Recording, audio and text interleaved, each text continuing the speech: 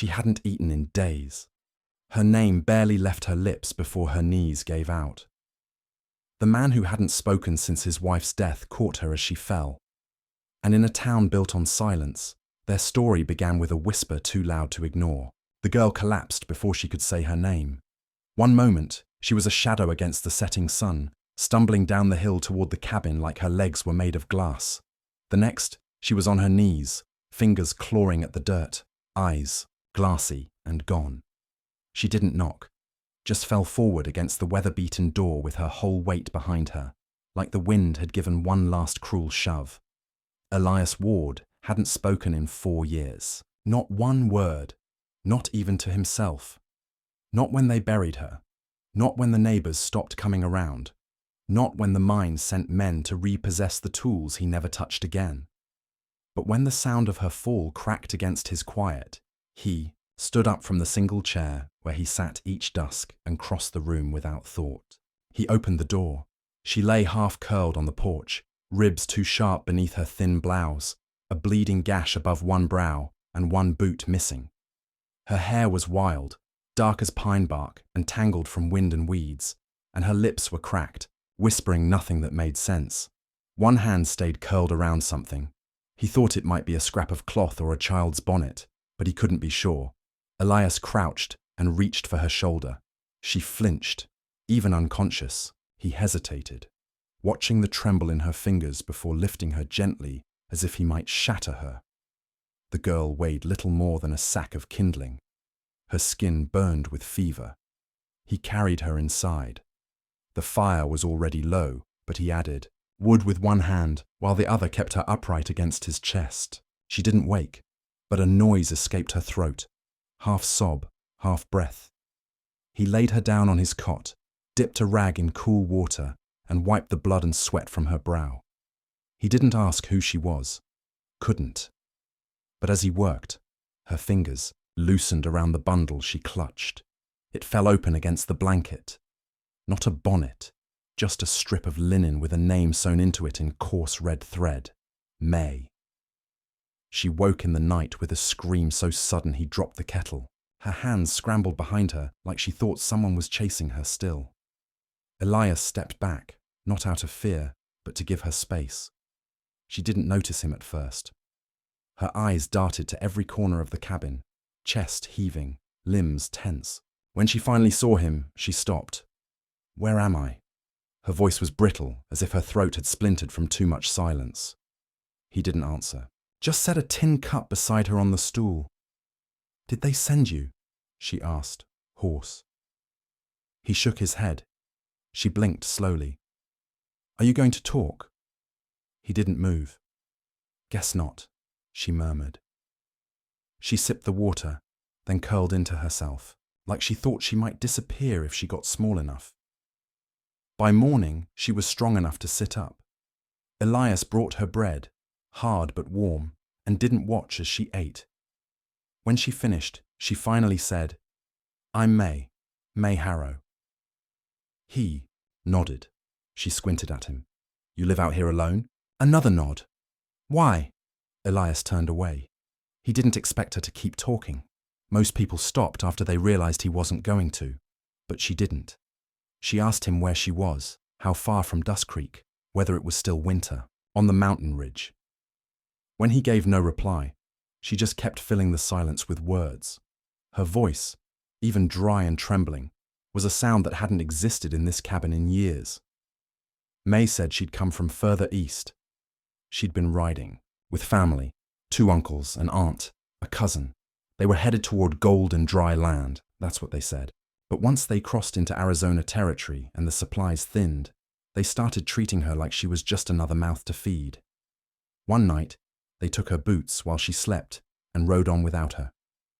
"I tried to follow," she said, eyes fixed on the fire. "I thought I could catch them, but then I saw blood on the path. I don't think they meant for me to follow." Elias didn't look at her. His jaw was tight.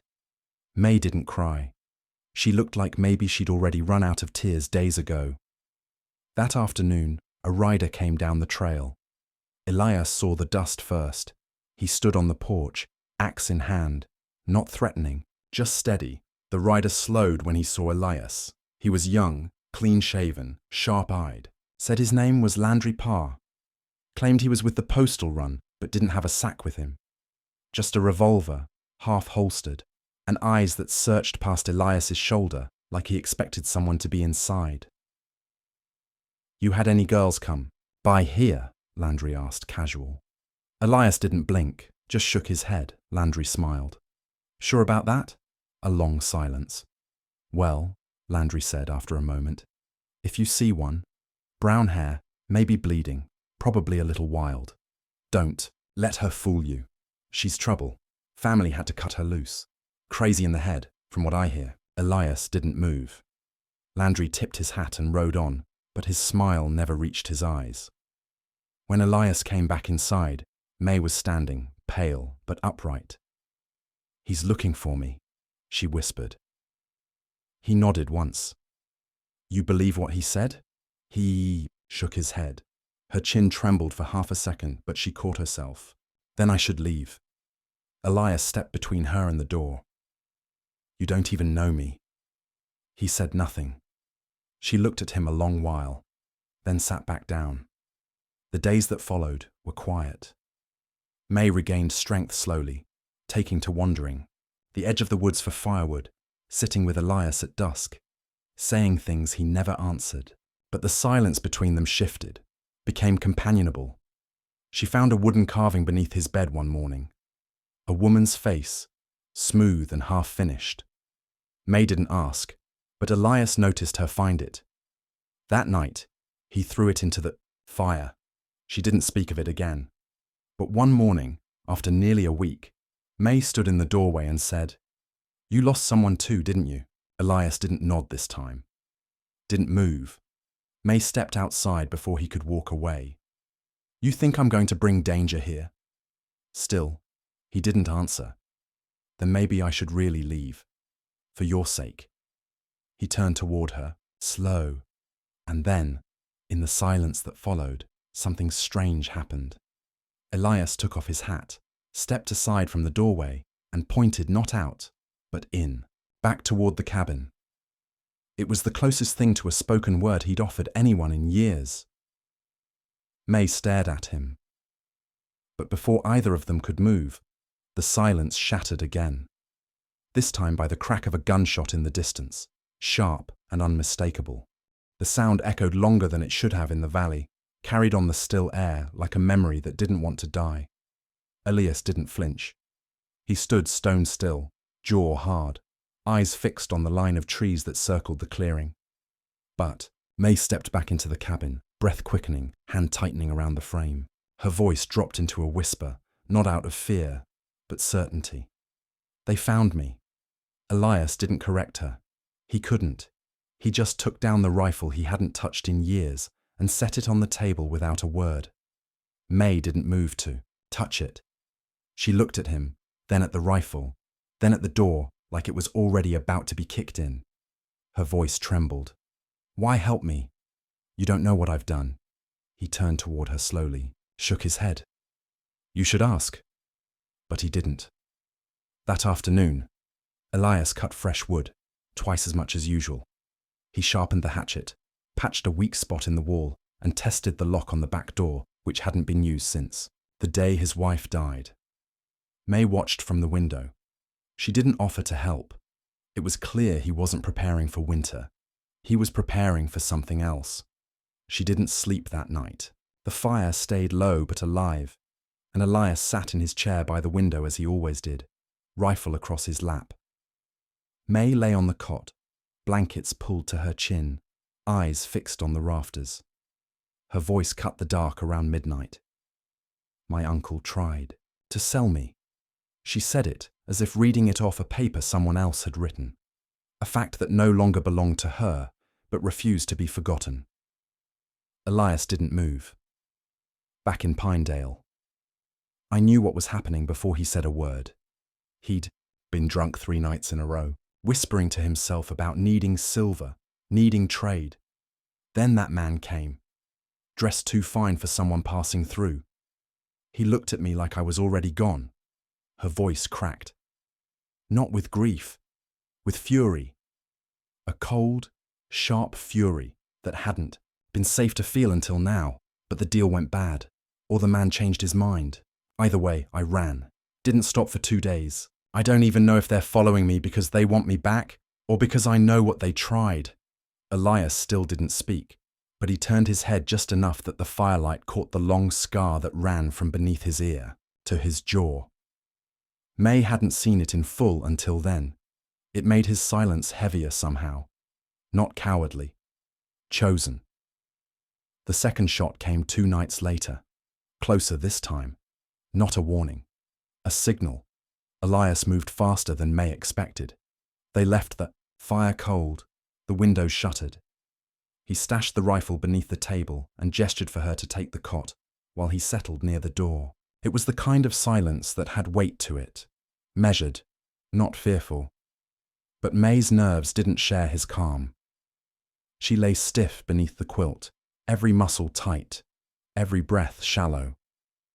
And when the third shot came, just before dawn, she sat up so fast she knocked over the cup beside her. Elias was already on his feet. They didn't come that day, or the next. But the waiting became its own kind of torment. May started pacing, collecting, and discarding bags she couldn't decide to pack, holding the knife from the kitchen as if it might help her breathe steadier. Elias watched.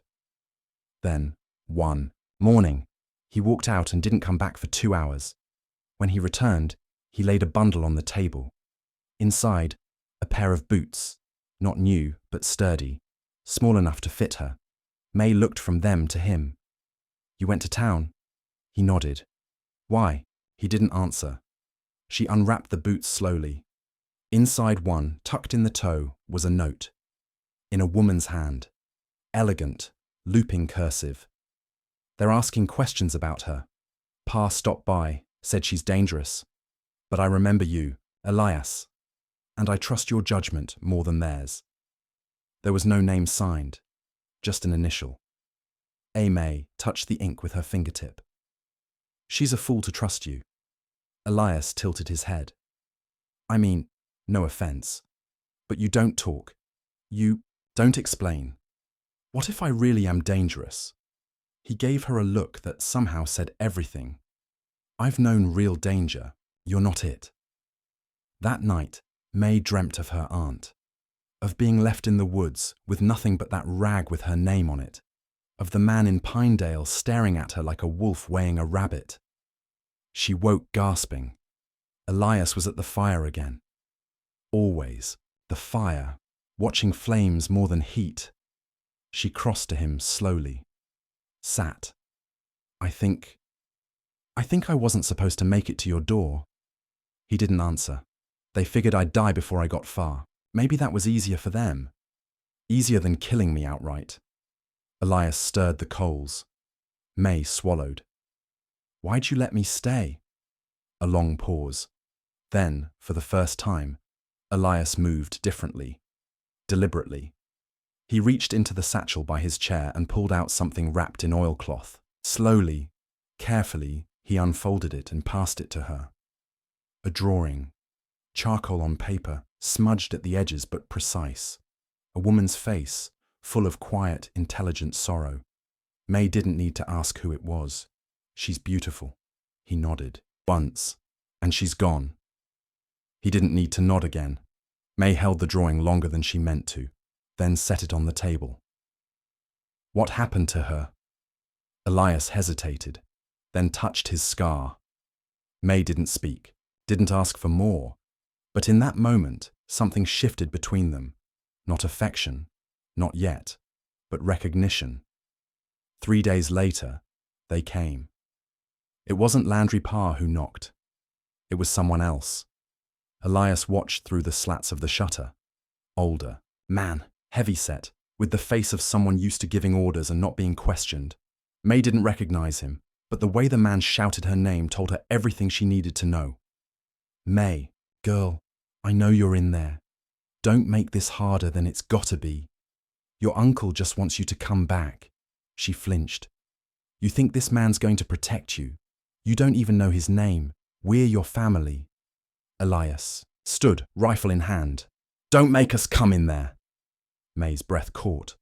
The man turned to his companion, a third rider, younger, with a hunting knife out. They moved toward the cabin steps, and then Elias stepped out. No words, just the rifle raised, not at them, but straight in the air. He fired once, the noise shattered the valley, a warning that wasn't up for debate. The two men halted. The older one glared. You think she's yours now? You want the trouble that comes with her? She's a thief, a liar. She's ours. Elias chambered another round, slow and clear. The younger man muttered something and turned his horse. The older hesitated, then spat. You'll regret it. They rode off. May watched from the shadows. When Elias came back inside, she said nothing, just looked at him like he'd just rewritten the laws of her world. That night, while he stoked the fire and she swept ashes aside, she finally said, You didn't have to do that. He looked at her. I mean it. You didn't owe me anything, but you did. He tilted his head. You keep doing that, she said, half laughing through tears. Not talking, but saying more than most people ever manage. Elias didn't smile, but he sat beside her, and the wind outside, once full of threats and emptiness, finally began to sound like home. It wasn't over just because they left. The next day brought silence, but not peace, the kind of silence that hangs after a door's been slammed but not locked. Elias spent the morning riding the ridge, leaving before dawn and returning after, midday with mud on his boots and an answer in his eyes. He didn't speak it aloud. He didn't have to. May watched the set of his jaw, the way he double-checked the back latch, and she knew. They were circling back, watching, waiting for a time when he wouldn't be standing between her and whatever story they'd spread in town. She didn't ask him what he saw out there. She didn't ask why he stayed silent after that knock. Instead, she pulled out the boots he'd bought her, slipped them on, and started clearing the back path to the creek without a word. If she was going to be hunted, she'd at least make herself useful. Elias saw her dragging the fallen branches and didn't stop her. That night, the fire burned warmer, not because they needed heat, but because the shadows outside were thick, and it helped to see something move when everything else was holding still. Elias sat with his rifle across his knees.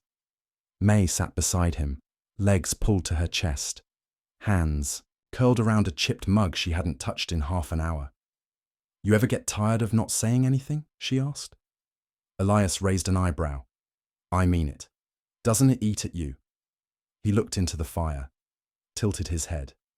She sighed. You lost her, I get that, but it wasn't your fault, unless… Her eyes moved to the scar. He didn't blink, just stared back at her, and for a second she felt something colder than fear. Not threat, remorse so deep it had turned to ash. You blamed yourself, she said, voice softening. Did someone hurt her because of you? He didn't move. Did you try to stop it? His fingers tightened on the rifle stock. I'm sorry, she whispered. That's not fair. I shouldn't ask things like that. He didn't answer, but he didn't turn away either. In the days that followed, May took over the chores he never asked her to do.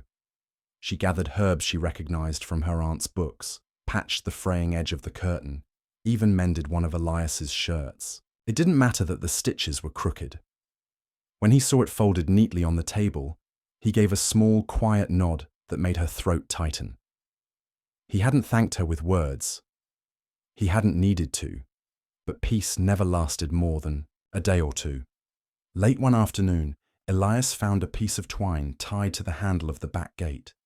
A hunter's signal, not his, not anyone local. It meant someone had come close enough to touch the cabin and chose to leave a message. May spotted it first and turned white. He burned it without reading it, just dropped it into the fire like he was feeding it kindling. That night, May lay, awake again. They'll come when you're out. You know that, right? Elias nodded. So what happens then?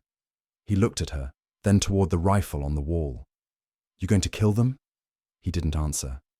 I don't want anyone dying. Over me, not even them. He frowned, like the idea insulted him. She looked down. You really don't speak at all? A pause. Then Elias opened a drawer, pulled out a small wooden box, and placed it in her lap. She looked at him, then opened it carefully. Inside were letters, dozens of them. Old, folded and refolded to the point of tearing. Some were so stained the ink had bled, but one sat on top, newer than the rest. She picked it up and read, To whoever finds this cabin, my husband doesn't speak anymore. He hasn't since the day they took our boy. If he lets you in, it means he sees something in you. If he feeds you, you matter. If he stays, you're safe. The signature at the bottom was simple.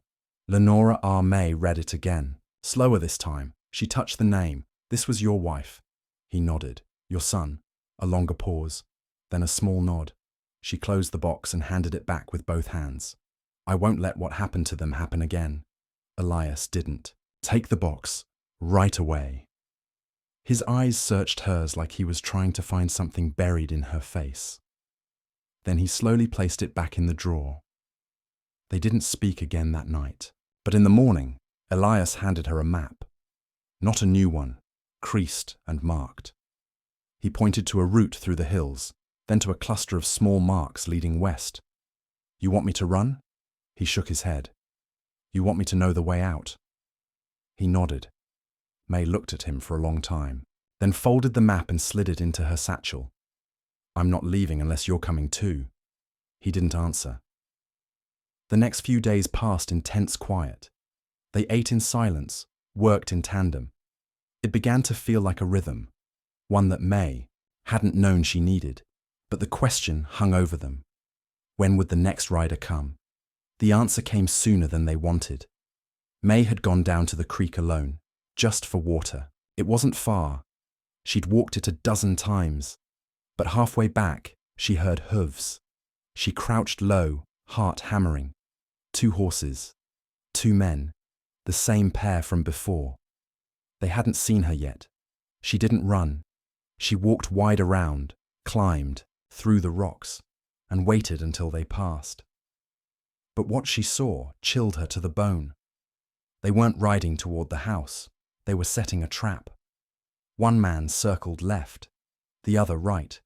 They were waiting for Elias to leave again. She sprinted back, lungs burning, burst through the door and slammed the latch. Elias looked up fast, hand going to his rifle. They're not gone. They're circling you.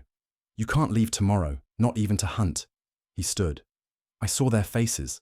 They're not bluffing. They want me dead or dragged back. And they know they can't do it if you're here. He stepped to the window and peeled the curtain back slightly. Then walked to the fire, drew out the coals, and began snuffing the light. May helped him. Her hands shook, but her eyes were steady. They didn't sleep. At dawn, Elias placed a chair in front of the door, rifle on the table, his coat slung across the back like it belonged there. Then he handed May the map again. She shook her head. We talked about this. He looked at her, held her gaze. You think I can't handle myself? She snapped. But his eyes didn't move. They didn't say she was weak. They said she was worth protecting. She turned away. I'm not running again. But when the sun hit its highest point and a shadow passed the window, her body betrayed her.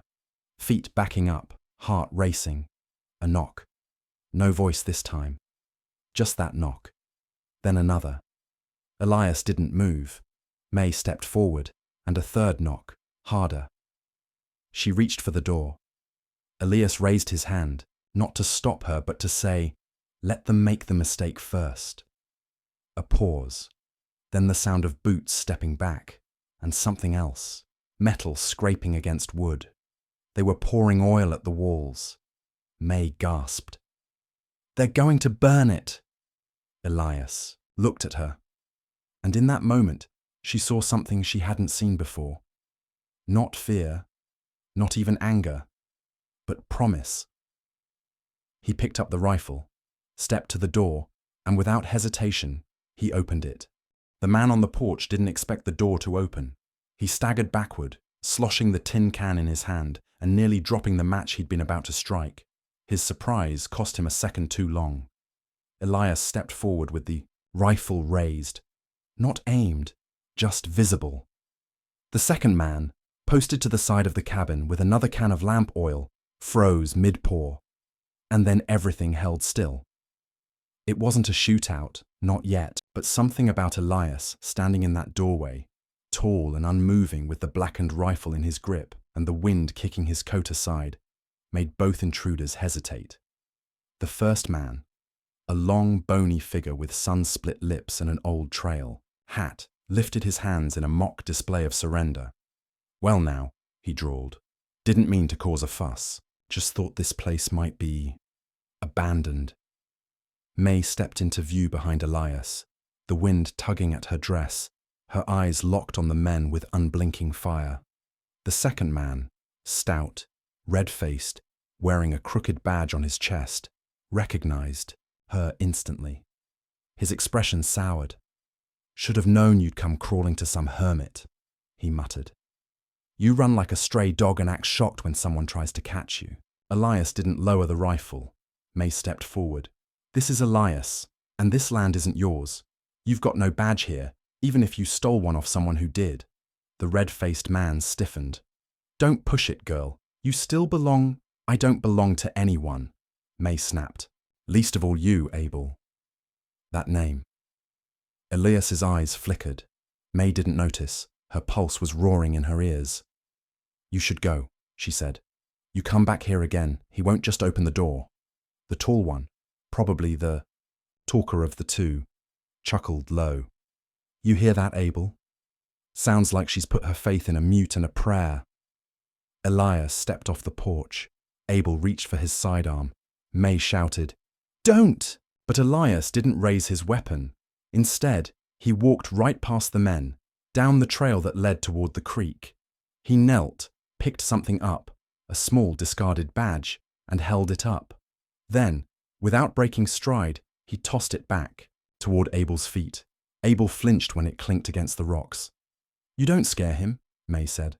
"Not with your tin badge, not with your empty threats." Abel gritted his teeth.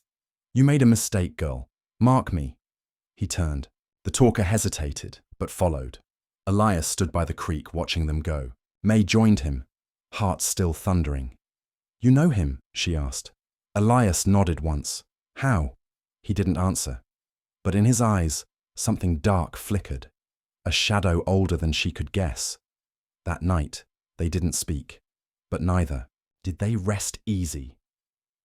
May tried to sit still, but her nerves buzzed. Every creak of the wood, every gust of wind made her start. Near midnight, Elias walked outside. She followed. The moon was high, silvery and cold. Elias stood by the stump where he chopped wood. May crossed her arms, trying to make sense of what she'd seen. "You didn't shoot," she finally said. He shook his head. "Because of me?" He looked over at her, nodded once. She swallowed. "I don't want you holding back on my account." But Elias didn't look like he was holding back. He looked like he was waiting. "For what?" she asked. Still, he didn't answer. But that night, he placed a second rifle by the door. Smaller, lighter. It wasn't his wife's, May could tell. It had a fresh mark carved into the grip. A small M. He had made it for her. In town, meanwhile, word was spreading. Not just that May had run, but that she was holed up with a man folks called Ghost Elias. The stories ranged from pitiful to monstrous. Some said Elias had killed a lawman who tried to take his son. Others whispered he'd lived in the hills with nothing but a dead body for months. But one thing was clear. Abel hadn't gotten what he came for, and that embarrassed him. So he came back. Not alone this time. A week passed. The days grew colder. The trees shifted color. Elias and May fell into a rhythm, mending, gathering, readying. It felt like living in the eye of a storm, knowing the wind would hit again but not knowing when. May had changed. Her eyes stayed sharp. Her hands moved with purpose. She spoke less, but every word mattered. Elias began leaving her small notes. Simple things. A list of safe plants. A direction to watch for coyote signs. One morning, she found a short sentence scrawled in careful, blocky letters. They fear silence because they can't read it. She kept it folded in her pocket. It was the third Thursday since Abel's last visit when May heard a whistle in the trees. She paused mid-step near the edge of the garden. Listened. It came again. Low. Clipped. Not a bird. She ducked and backed toward the house. Elias saw her from the porch. She didn't need to explain. He nodded, stepped inside, and when he returned, he wasn't holding a gun. He was holding the tin badge. May blinked. He dropped it in her hands. She turned it over. "You want me to—" He took a shovel, walked to the center of the garden, found a stone he'd always stepped around, lifted it, dug. May watched as he unearthed a small wooden box. Inside were 5 other badges, old, rusted, bent. She stared at them, then at him. "You—" She stopped.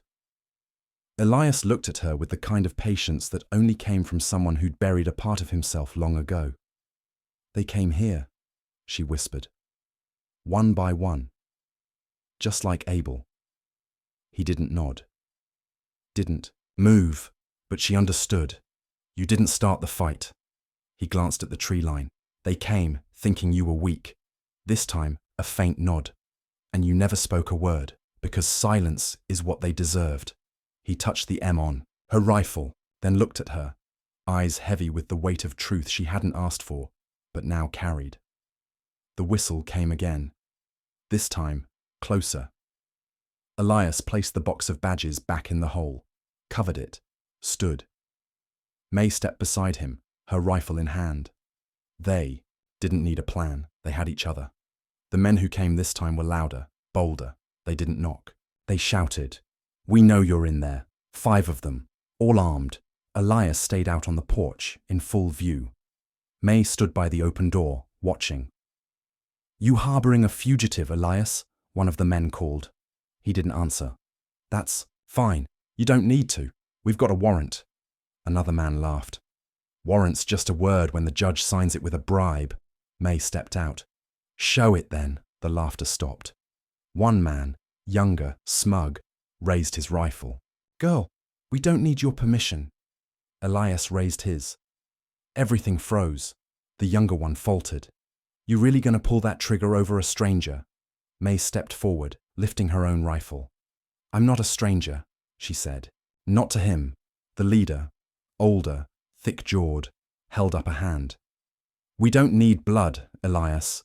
Just hand her over." Elias looked at May. She didn't move. Then he stepped off the porch again, slow and steady, rifle pointed low. The men fanned. Out. May's heart slammed in her chest. "Elias!" He kept walking, past the tree line, toward the biggest of the men. No one spoke. When he was 10 feet away, he stopped. Lowered the rifle.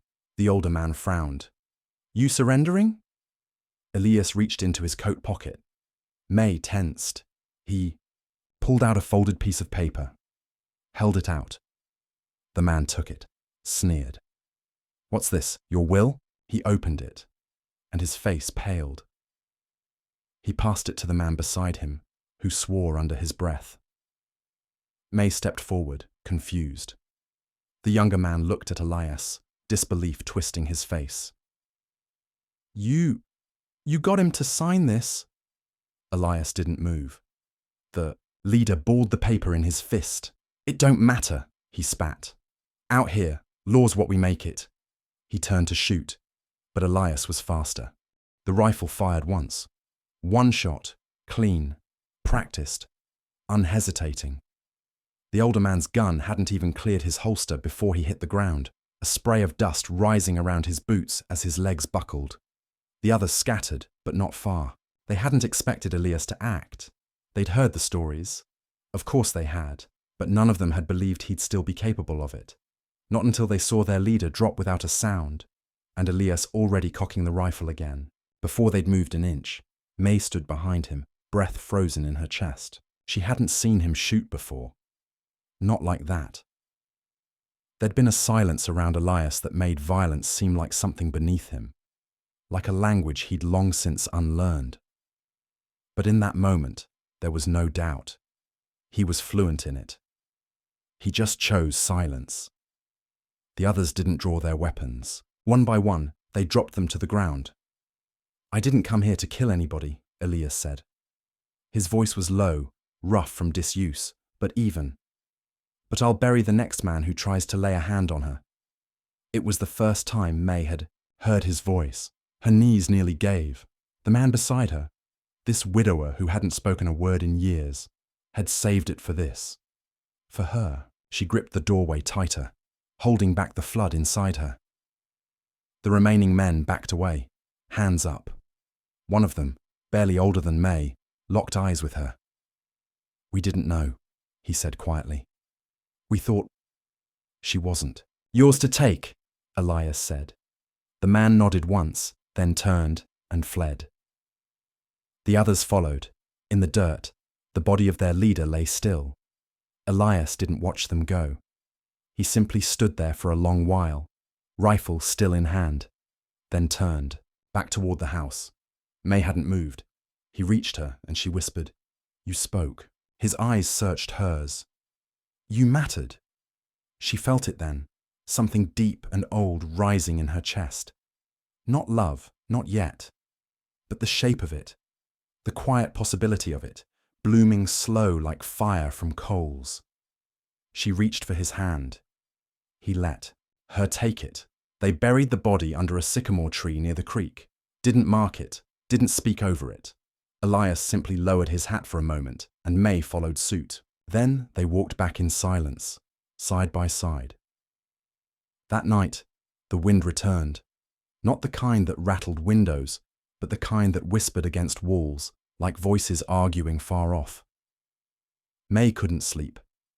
She lay in the corner of the cabin where she'd made her bed, staring at the rafters. After what felt like hours, she rose and walked outside. Elias sat by the fire pit, still lit, his back to the trees. "I thought you only spoke once," she said, half smiling. He looked over at her. "I'm learning." She sat beside him. "What was on that paper?" Elias didn't answer right away. Then he reached into his coat and pulled out a second copy of the folded paper.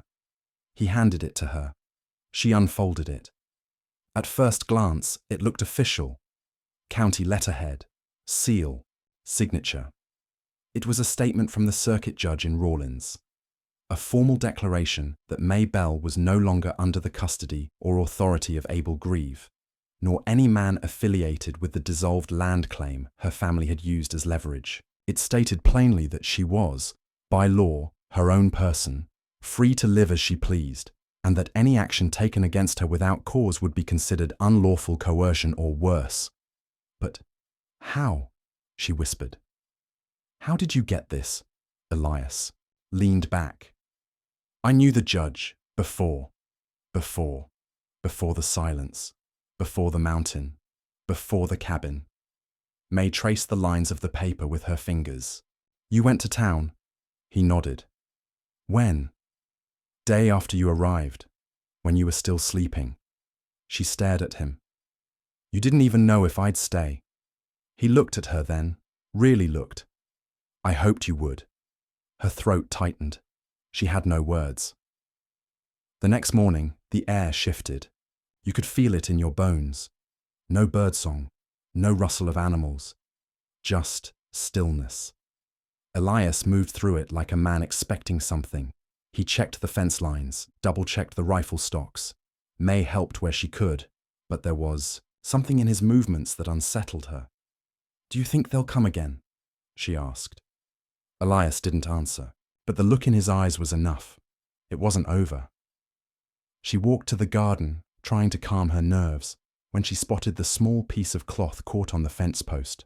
She pulled it free. Dark red, frayed. Blood. She shouted for Elias. He came running, faster than she'd seen him move. She showed him the cloth. He took it, examined it, then pointed toward the tree line. Together, they followed the trail. Small drops at first, then larger stains.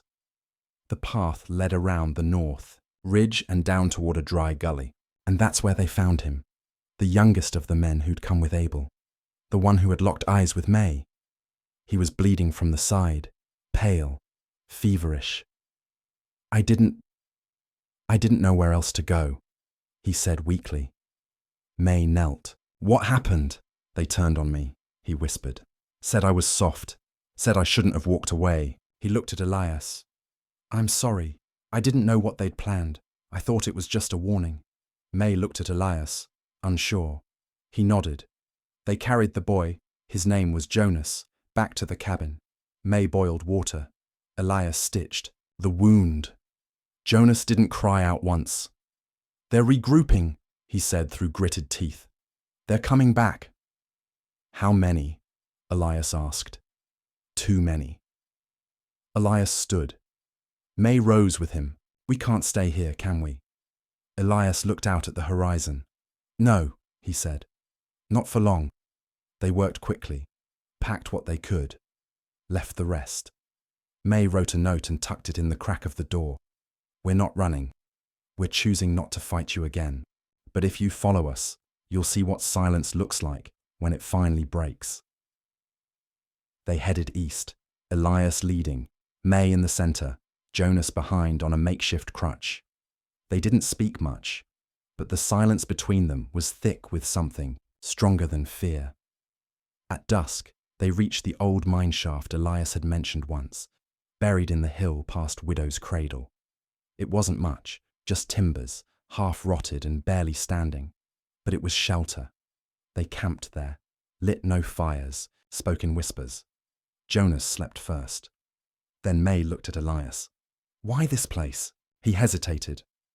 This is where I lost them, her breath caught. Your wife? He nodded. And our son.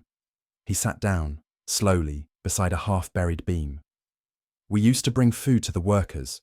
One day the shaft gave way. They were closest. May lowered herself beside him, heart breaking quietly. You came back here, she said. Even after.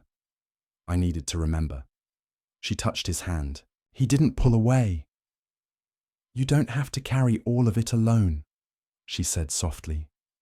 I do, he said, but not forever. And then, as if summoned by the final light of day, a voice echoed from the ridge above them. Well, isn't this cozy? Abel. He stood silhouetted by the last orange glow of the sunset, flanked by at least 8 men, rifles gleaming. You're getting predictable, Elias, he called. Same places, same tricks. May stood, raising her rifle. Elias stood beside her. We don't want blood, May said, but we're not afraid of it. Abel laughed. I do love a stubborn woman. He lifted his hand, and the first shot rang out. The bullet whistled past May's cheek and tore a splintered groove through the beam behind her. She didn't flinch, just dropped flat to the ground as Elias fired back without hesitation. One of Abel's men went down before he even realized. The shot had come. Jonas scrambled toward the rear of the shaft, dragging his injured leg with him as the mine echoed with sharp cracks of gunfire and shouts bouncing wildly off stone and timber. Elias reloaded with the kind of calm that bordered on terrifying. There was no panic in his hands, no rush, just precision born of hard years, and the kind of loss that makes a man know exactly what matters and what doesn't. May crawled to the edge of the timber wall and fired once, then twice, ducking as return shots sprayed the mine entrance. Dust filled the air. Every breath tasted like old wood and gunpowder. They've boxed us in, Elias said low, moving beside her. 3 on the ridge, 5 closing in. We can't stay here, May replied. We'll be buried alive. He looked at her. There's another way out, deeper in. But it's collapsed halfway. I was never strong enough to clear it on my own. She met his eyes, heartbeat pounding against her ribs. Then we're not alone anymore. Together, they helped Jonas up. May held a lantern while Elias took the lead, guiding them through the dark maze of old mining tunnels, the walls pressing close and the ceiling threatening to cave with every distant boom of gunfire. Somewhere above, Abel's men shouted orders, spreading like hounds with blood in their teeth. The tunnel twisted tighter, narrower, until finally they reached the old cave-in. Rotted support beams sagged across a pile of stone and packed dirt. Elias tested one with his boot. It groaned but held. "We dig," he said. May didn't argue. She dropped to her knees and started pulling loose rocks with bare hands, ignoring the sting of splinters and the scrape of old nails. Jonas joined her, using a rusted old pick he'd found hanging from the wall. Every few minutes, they paused, to listen for footsteps behind them. But the tunnel stayed silent for now. After what felt like hours, Elias broke through. A rush of cold air swept in, clearing the dust. May leaned forward and saw the glimmer of light through the hole. Moonlight, faint and silver. Freedom. Jonas crawled through first, then May. Elias followed last, one hand still clutching the rifle, as he emerged onto the slope of a hidden ravine, overgrown and half swallowed by brush. They didn't rest. They moved. Through twisted pines and the scorched remnants of an old fire line, they climbed to higher ground, until at last they found a narrow bluff with a clear view back toward the mine entrance. From there, they watched as Abel's men surrounded the shaft, creeping in with torches lit and rifles drawn. "They think we're still inside," May whispered. Elias nodded. "Let them." They waited. An hour passed. Then two. One of the men entered the shaft with a lantern raised. Another followed. And then came the rumble. It was subtle at first, just a shift in the earth, a low groan. But Elias's eyes widened, and he grabbed May's arm. "Run!" Behind them, the old mine collapsed. A blast of wind and grit roared up the hill as timbers snapped like toothpicks and rocks tumbled down in a deadly final chorus. The men closest to the entrance scattered too late. Dust swallowed the ridge, and when it cleared, silence reigned again. May looked back. "Do you think they won't be coming after us?" Elias said. But it wasn't victory in his voice. It was morning. They spent the night beneath a thicket of pine, Jonas sleeping between them. Elias sat with his back against a tree, staring into the dark. May leaned close. "You didn't want this," she said. "No. But you didn't run from it either." He didn't answer, and maybe he didn't need to. When morning came, they made their way east. The path was treacherous. No roads, no towns, just the long stretch of untamed land. But Elias seemed to know where he was going. May trusted him now with a kind of instinct she'd never known before. They crossed a shallow creek at dawn, the water biting cold and clear. Jonas, pale and feverish, leaned heavily on May's shoulder. He hadn't spoken since the mine collapsed. By midday, they came upon an old line shack, abandoned, barely standing, but shelter. Elias broke open the lock and stepped inside, clearing debris as May eased Jonas onto the floor. She fetched water. Elias boiled it. For a time, they simply existed, quiet, tense, bound together by what they'd survived. When night fell, May found herself by the window, watching stars she'd never noticed before. She didn't hear Elias come up behind her. "You still have the paper?" he asked. She nodded and pulled it from her coat. "I made 2 more copies," he said. "One's in Rawlins. One's with the judge. You're safe." She turned to him. "Are you?" He hesitated. "No one's ever safe, but I'm not hiding anymore." The words struck her like a bell. He wasn't just talking about the men who'd hunted them. He was talking about her, about letting her in, about choosing something beyond silence. "I don't want to leave," she said softly. He stepped closer. "You don't have to." They didn't touch, didn't kiss, but there was something louder than any kiss in the way they stood, close, breathing the same air, hearts open and unguarded for the first time. Jonas stirred behind them. I think I'll head north, he said weakly. My brother's ranch. He won't turn me away. You sure? Elias asked. Jonas nodded. I've seen what happens when you stay where you're not wanted. Elias helped him up. They spent the morning fashioning a crutch from an old fence post. Jonas hugged May before he left. You're braver than you look, he said. She smiled. You too. As Jonas disappeared down the trail, May looked back at Elias.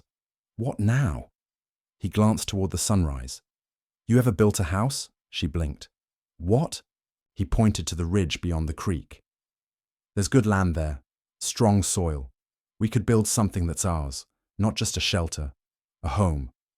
She stared at him. The idea of home had always been tangled with pain, with loss. But now, it sounded like a kind of rebellion. A promise. I've never held a hammer in my life, she said. Then I'll teach you, Elias replied. And just like that, something in her chest shifted. Not healed, not whole, but shifting, becoming. They spent the next days scouting the ridge, clearing the area, gathering wood. May found herself laughing. Not often, but sometimes. And every time she did, Elias looked at her like it was something sacred. At night, they shared stories. Not many, just fragments. May told him about the first time she'd seen snow, about the doll she'd buried after her mother died. Elias told her about his wife's laugh, about the lullaby she used to hum, and about the son who'd never gotten to ride the pony they'd saved up for. Each story was a stone placed between them, slowly building something strong. Then, one morning, as May stepped out to fetch water, she froze. Tracks. Fresh. Not animal. Boots. 2 pairs. She called for Elias. He came running, rifle in hand.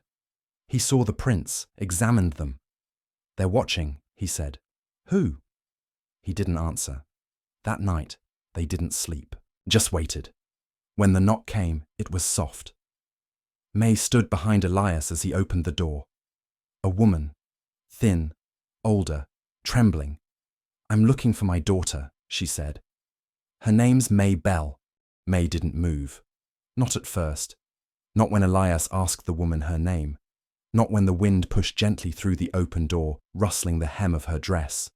She just stared at the woman's eyes, sunken, bloodshot, rimmed with desperation. But unmistakably familiar. And then the tremble began, in her hands, in her knees, in her voice, when she finally asked, Mama? The woman gasped. Her hand flew to her mouth as her knees buckled. Elias caught her before she hit the floor. May stood frozen, 1,000 memories crashing into her like a flood. Not good ones, not even whole ones, just fragments. The curve of her mother's cheek as she turned away. The sound of her voice saying we can't take care of her no more. The hollow silence that followed. They laid the woman down inside. Elias fetched water while May stood at a distance, arms folded, braced against something she didn't even understand yet. Forgiveness wasn't something she'd carried with her. It wasn't something she'd expected to need. I looked for you, her mother said, her voice barely audible. I swear it. No, May said. You left me. You left me like I was nothing. Tears ran silently down the woman's face. Her lips trembled, but she didn't speak again. Elias watched from the shadows, offering neither comfort nor judgment. Just presence. Just quiet, like he always had. It was Elias who later asked the question May couldn't. Why now? The woman took a long breath. Because I'm dying, because I wanted to see her once. Because I needed to say I was sorry. I didn't know how to raise her. I didn't know how to be good. But not a day's passed I didn't think of her. I've lived with that. May didn't answer. Not that day, not the next. Her mother stayed in the little shack, too weak to travel. May fed her, bathed her, sat beside her in silence. But she said nothing. Not until the third night, when she found Elias out by the creek, chopping kindling under the starlight.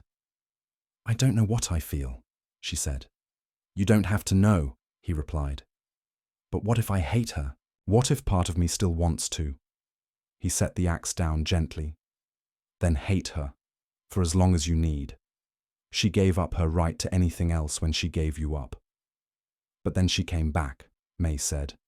"And part of me, wants to believe that means something." Elias looked at her. "That's your choice, May. That's the kind of woman you get to be now. One who chooses who to keep close and who to let go." May nodded slowly, as if the weight of that freedom was heavier than she expected. Her mother passed in her sleep, 2 days later. No final confession, no poetic last words, just a breath that didn't come and a stillness that settled like snow. Elias built the coffin himself. May picked a spot on the ridge under the pines. She didn't cry at the burial, but her hand gripped Elias's so tightly he lost feeling in his fingers. When it was done, she planted a stone, just a stone. No name, no inscription. "I don't want people to remember her wrong," she said, "but I don't want them to forget she tried." That night, she slept with her head against Elias's chest, and for the first time, she dreamed of nothing. No running, no shouting, just quiet. Weeks passed, then months. The house came together slowly, board by board. Elias taught her to drive, nails, to cut beams, to square corners. She laughed when she bent the first nail. He kissed her when she drove the second straight through. They argued about the placement of the windows, about whether the porch should face east or west. And always, they ended those nights in each other's arms, whispering promises neither of them knew they needed to hear.